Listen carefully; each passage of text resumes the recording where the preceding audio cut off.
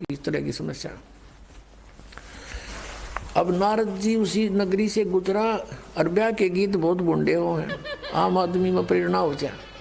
सारे श्रृंगार कर कलर औरतें गाने गा रही हैं, बहुत सुंदर नगर सजा रखा है। नारद जी ने पूछा भाई क्या हो रहा है?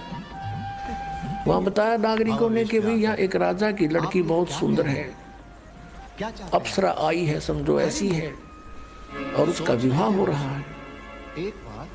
अब नारद जी के भी उठी अंगड़ाई। उसने सोचा रहे ब्याह भी करवा के देख लिया कि बूढ़ी बात से पिताजी ने करवा रखा, चाचा जी ने करवा रखा, छोटे चाचा जी ने करवा रखा, क्या फर्क पड़े हैं? पिताजी ब्रह्मा जी, चाचा इसका विष्णु जी, छोटा चाचा शंकर जी, सारे विवाह कराए बैठे। तो इस प्रेरणा से वो भूल भाल गया अपने उद्देश्य ने। फिर उसने सोचा यार लड़की मुझे पसंद कैसे करेगी, इतना लंबा चोटा कचकोल कटा रखा। तो उसने सोचा भाई तू भगवान से, विष्णु जी से उनका रूप मांग ले, बहुत सुंदर है भगवान। तो वो जा करके एक बनी में बाहर अर्ज करी, भगवान विष्णु प्रकट हो गए। कहा भी बेटा कैसे याद किया, कैसे याद किया मुझे कि भगवान मैंने आज तक आपसे कुछ नहीं मांगा, और आज मैं आज कुछ मांगना चाहता हूँ। अगना वचनबद्ध हो गया। आज मुझे हरि रूप चाहिए, मैं विवाह कराऊंगा। हरि का अर्थ संस्कृत में बंदर भी होता है। विष्णु जी ने उसका बंदर का मुंह लगा दिया, विष्णु जी चले गए। अब नारद जी ने सोचा कि मैं सबसे हैंडसम हो गया ही, और वो आ गया स्वयंवर में।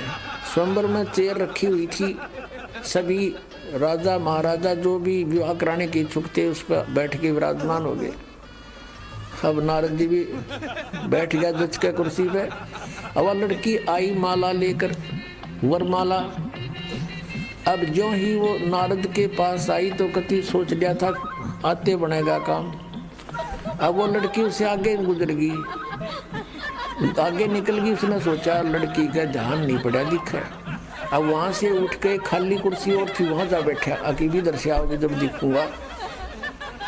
अब वो उसके पास से फिर आगे गुजर गई, थोड़ी सी पीछे हो केवल के अकुआ सकल ढूंढ लागे गधे मार दे दूर रखे। तो जब वो आगे चली गई तो बहुत सोचने लगा क्या बात होगी।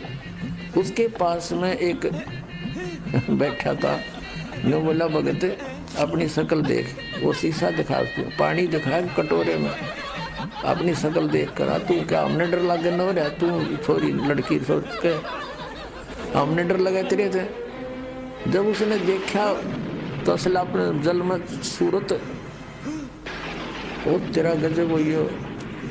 इतने में क्या हुआ कि विष्णु जी आ गए, खाली चेयर पर बैठ गए। उस लड़की ने विष्णु जी का वरमाला डाल दी। अब नारद जी की तो 100 पे सुई गई, एकदम क्रोधित हो गया, 100 गाली सुना दी विष्णु के, तू छलिया है, छल कपटी है, तू किसी को सुखी देख कर नहीं प्रसन्न होता, तू किसी को बस्ता देख कर खुश नहीं है, और श्राप दे दिया कि तूने जो मुझे बंदर का मुंह लगाया है, और तू सारी उम्र अपनी पत्नी की, आज मैं एक औरत के वियोग में दुखी हूँ, तू सारी उम्र सारा जीवन एक अपनी औरत के वियोग में गुजारेगा, व्यतीत करेगा। अब पुण्यात्माओं, नारद जी पहले तो सिंगर के गया था मैं विषय विकारों पर काबू पाऊंगा, और फिर उन विषय विकारों का घुटने टेक दिए, नतमस्तक हो गया, ब्याह करवाऊंगा। और फिर विष्णु जी को श्राप दे दिया। वो विष्णु जी उस श्राप को आप नहीं समाप्त कर सके, भोगना पड़ा नारद जी के श्राप। ये 3 ताप होते हैं। इन 3 तापों में से किसी एक ये भी है कि कोई श्राप दे दे, कोई जंतर मंत्र कर दे, कोई गाल दे, कोई अन्य प्रेत आत्माओं को किसी में डाल दे, तो उनको भी ये भगवान 3 ताप का नाश भी नहीं।